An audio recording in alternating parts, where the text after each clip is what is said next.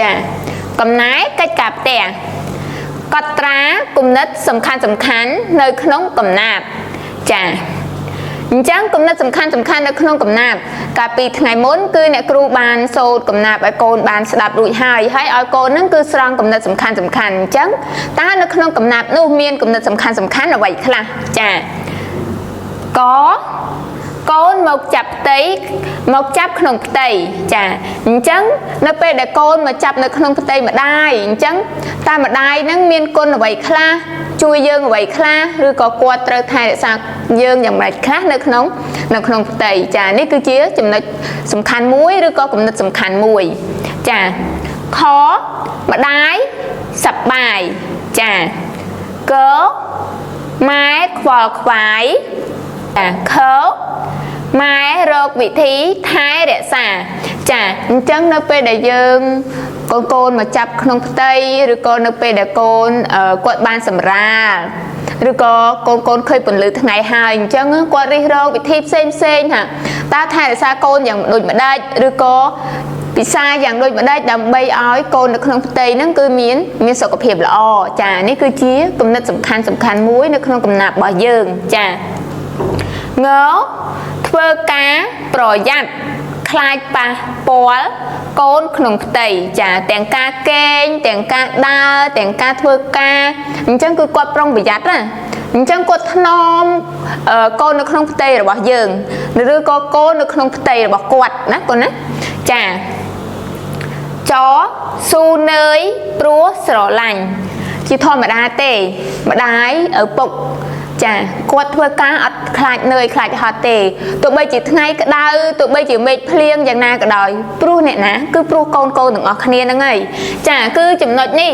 ស៊ូនើយព្រោះស្រឡាញ់កូនចាអញ្ចឹងគឺគាត់ស៊ូហត់ស៊ូលំបាកដើម្បីកូនគ្រប់គ្នាចានេះគឺជាគំនិតសំខាន់នៅក្នុងកំណាព្យរបស់យើងអញ្ចឹងកូនបានមើលកំណែកិច្ចការផ្ទះឬក៏បានអានជាមួយអ្នកគ្រូរួចមកហើយឥឡូវយើងចូលមេរៀនយើងបន្តហើយនឹងចំណុចថ្មីចាអញ្ចឹងមេរៀនបន្តចំណុចថ្មីរបស់យើងអញ្ចឹងអ្នកគ្រូសូមមុននឹងចូលមេរៀនបន្តរបស់យើងអ្នកគ្រូសូមរំលឹកមេរៀនចាស់កូនជាមុនសិនចាកាលពីថ្ងៃមុនគឺយើងបានសិក្សាអំពីការកត់ត្រាគំនិតសំខាន់នៅក្នុងកំណាព្យអញ្ចឹងកាលពីថ្ងៃមុនយើងបានសូត្រយើងបានអានយើងបានយល់ដឹងពីគំនិតសំខាន់ហើយអញ្ចឹងអ្នកគ្រូសូមសួរថាតើការកត់ត្រាគំនិតសំខាន់ហ្នឹងគឺជាអ្វីចាអញ្ចឹងកូនប្រកាសជាចេះឬក៏យល់ដឹងហើយដោយសារកូនបានសិក្សាជាមួយអ្នកគ្រូរួចមកហើយការសិក្សាគំនិតសំខាន់នេះឬក៏ការកត់ត្រាគំនិតសំខាន់នៅក្នុងកំណាព្យគឺការកត់ពាក្យកត់ឃ្លាកន្សោមពាក្យឬក៏ចំណុចសំខាន់ណាមួយនៅក្នុងកំណាព្យឬក៏អត្ថបទចាអញ្ចឹងពេលជាទូទៅកូនដែលធ្លាប់ស្ដាប់រឿងនិទានទេកូនចារឿងនិទាន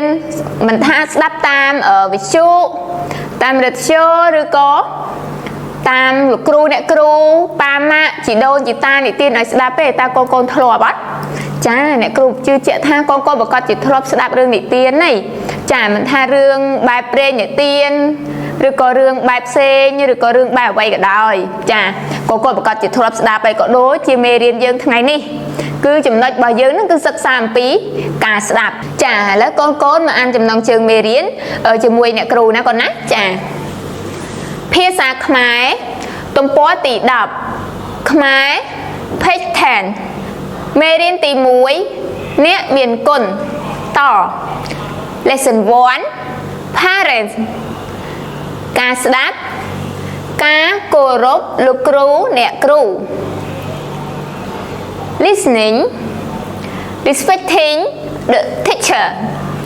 ចាអញ្ចឹងកូនបានអានចំណងជើងមេរៀនជាមួយអ្នកគ្រូរួចមកហើយអញ្ចឹងថ្ងៃនេះគឺយើងរៀនអំពីការស្ដាប់អញ្ចឹងមុននឹងកូនចូលរួមស្ដាប់អត្ថបទរបស់យើងឬក៏កំណាព្យរបស់យើងអញ្ចឹងកូនទាំងអស់គ្នាចូលរួមសិក្សាពាក្យកន្លឹះជាមួយអ្នកគ្រូជាមុនសិនចាតោះមកកូនទាំងអស់គ្នាសិក្សាពាក្យកន្លឹះជាមួយអ្នកគ្រូទាំងអស់គ្នាណាសិក្សាពាក្យកន្លឹះពាក្យទី1 yours vua chà chẳng cả bị ngày buồn nó cứ không vùng cái chọn ấy cứ đặc biệt an mẹ này con chà vua thà bị chỉ điểm cây mua lọ xịt cái đấy cán nụ phèp ít sạ phèp chà ụ tì hó ba rồi bọc nhộng miền du sạ của chà bịa tì pí sẽ rầy chà sẽ rấy nạ pi chỉ niệm sật rứ ẩm nát lờ khuôn ụ tì hó rí giá miên sợi phiệp hai bị tị bấy sần đạp nạ pi chỉ niệm sần đạp thân cứ chả rực pía bài bọt ụ tì hó bó ra miên sần đạp thân lọ chà bị tị bốn sát sầm chà sát sầm nạ bị chỉ niệm xóm đói ẩm nát ụ tì hó nia rí riêng bù cải xạ xóm nâng bán rồng vòn bị tị prán rỉa xây nạ bị chỉ niệm lùng ó miên lùng ó sọ bó xòm rúng chồng ra ụ tì hó cua xa nhóm sột muốn lớt rỉa xây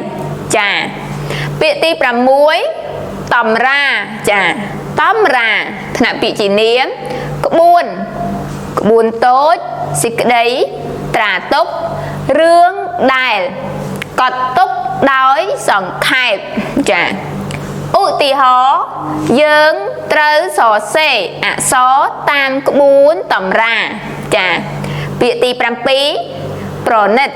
chà pro nết thà bị chỉ con niếm đái ụ đom thay thá chất chọn chà ụ tì hó tóc ni thưa ông pí chớ đó pro nết chà chẳng con